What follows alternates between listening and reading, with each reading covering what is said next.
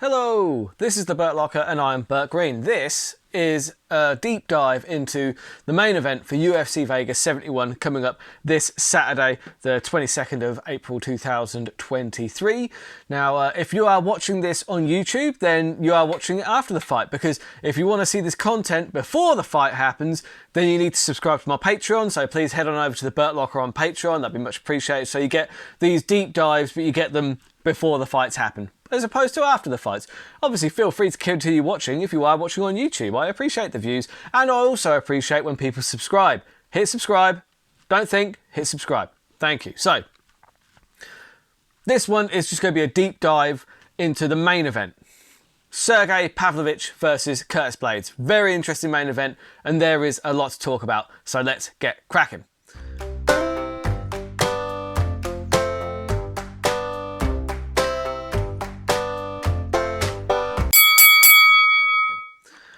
Going to start off with Sergey Pavlovich. So Pavlovich, he's a dark horse in this division.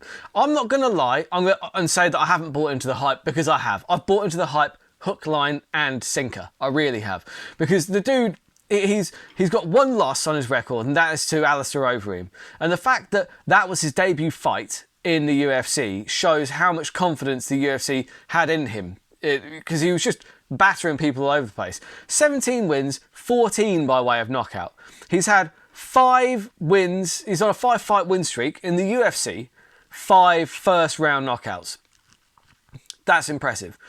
The thing with Pavlovich is that he's, like I said, he's quite a big heavyweight. He's not small. He's 6'3", comes in around the 255-pound mark. So he's not like the biggest of heavyweights, but he certainly belongs there. He's not cut into light heavyweight anytime soon.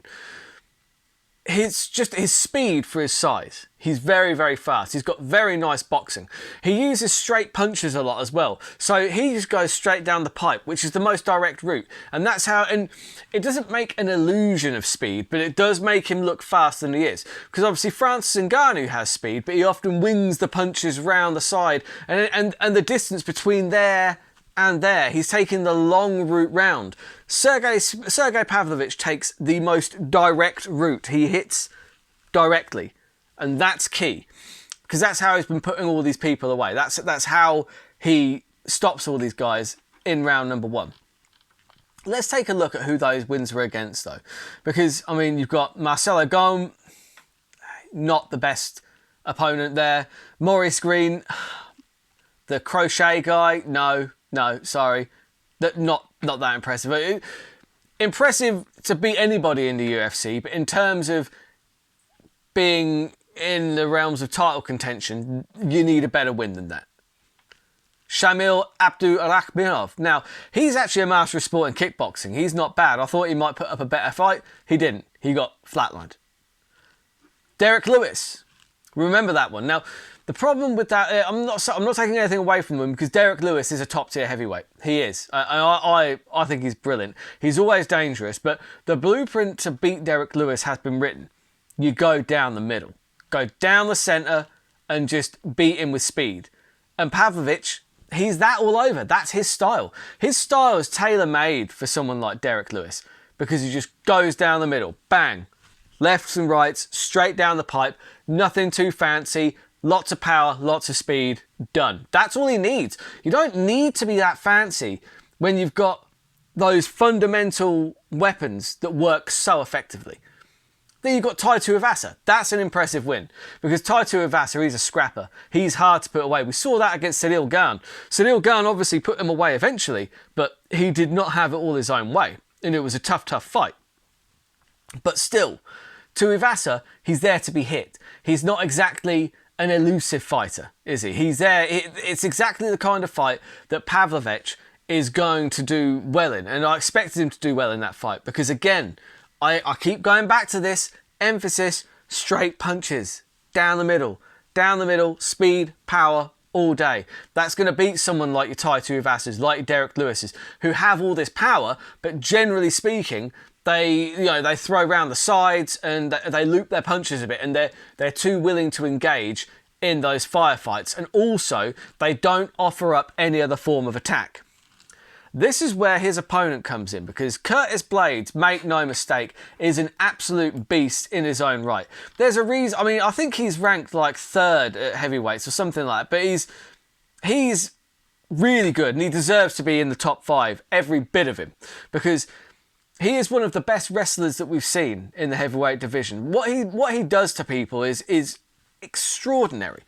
Go back and watch the fight with Mark Hunt. Now, I know that Mark Hunt isn't the best in terms of wrestling defense, but just the fact that it's the mat returns. It's the relentless pace and the mat returns.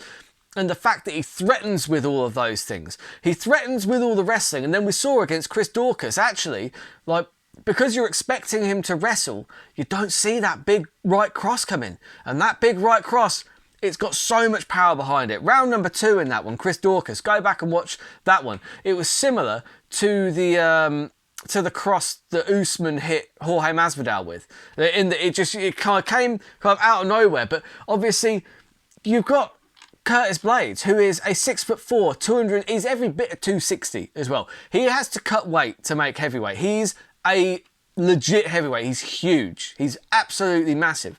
So when you've got a guy of that kind of size with that kind of wrestling ability, you have to always be aware of it. And that's something that Pavlovich hasn't really faced up to this point.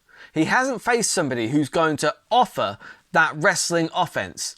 He's fought people that will engage in the stand-up.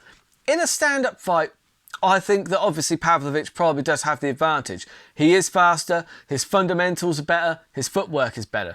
But let's not count out Curtis Blaydes. Because he can threaten with the wrestling, actually on the feet, he can be very dangerous, because you lower your hands because you've got to try and stop that takedown. If you let Curtis Blaydes get in on a double leg and get those hands clasped around your backside, you are going for a ride, and then he's going to pick you up and he's going to do it again. He's going to pick you up, he's going to dump you over his head, he's going to slam you into the mat, he's going to make it unpleasant for you. And the thing is, Curtis Blaydes can do that kind of a fight all day.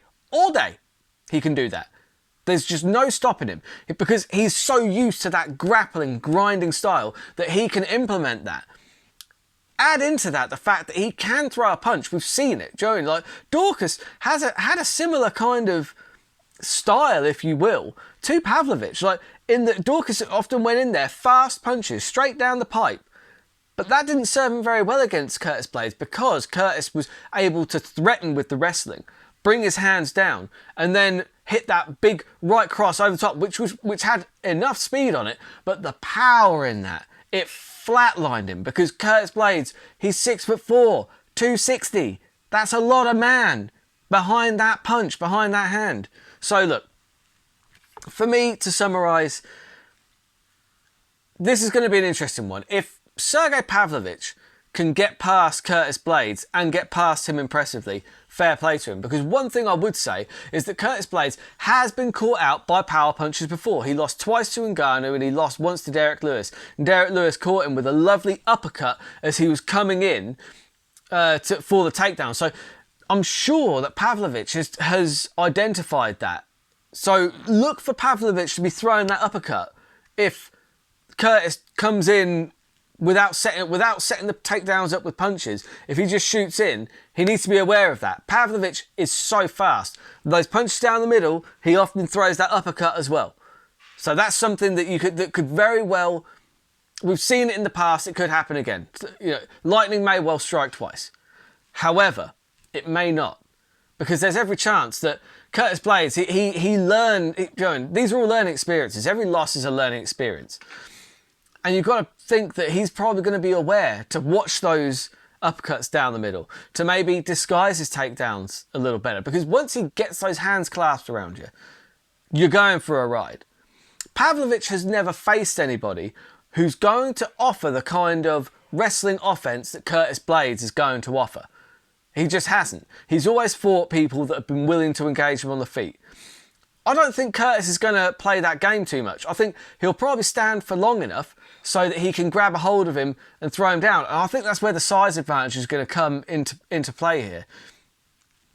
The big question really is going to be, if Curtis Blaydes can get out of round number 1, he's probably going to win the fight. If Pavlovich starts fast and just is able to throw those punches down the pipe and not get caught with a takedown. If Pavlovich can stop the takedown, and that's a big if, Curtis Blaydes is so difficult to stop from getting you to the ground, because he is going to be Curtis is going to be the bigger guy here as well. He's the bigger guy in most of his fights. He's a big lump. Honestly, when you actually see them square up, it's like, actually, yeah, Blaydes is a big old boy, and with his wrestling pedigree, Pavlovich is going to have to stop the takedown. The question is, can he stop it? Because Pavlovich, the way he wins this fight is on the feet. He's not winning a wrestling battle with Curtis Blaydes. On the flip side, I would say Curtis Blaydes has added enough in his stand-up to be dangerous, because he's lowering their hands by threatening with the takedowns, and then he's hitting that right cross over the top. So he can win on the feet, and he can certainly win on the ground. So on balance, I would say that Curtis Blaydes probably has more ways to win this fight. Because if he gets on top of Pavlovich, it's going to be a rough night for Pavlovich, because he's going to get tired. When he gets out of the first round, we don't know what that looks like really, not recently anyway. So Curtis Blaydes can get on top of him and start raining down some of that ground and pound that we saw against Alistair Overeem. We could see Curtis Blaydes winning this fight. A lot of people are buying straight into the hype of Sergey Pavlovich. I must admit, I was as well. I think in my casuals guide, I picked Pavlovich first round knockout, and that may very well be on the cards.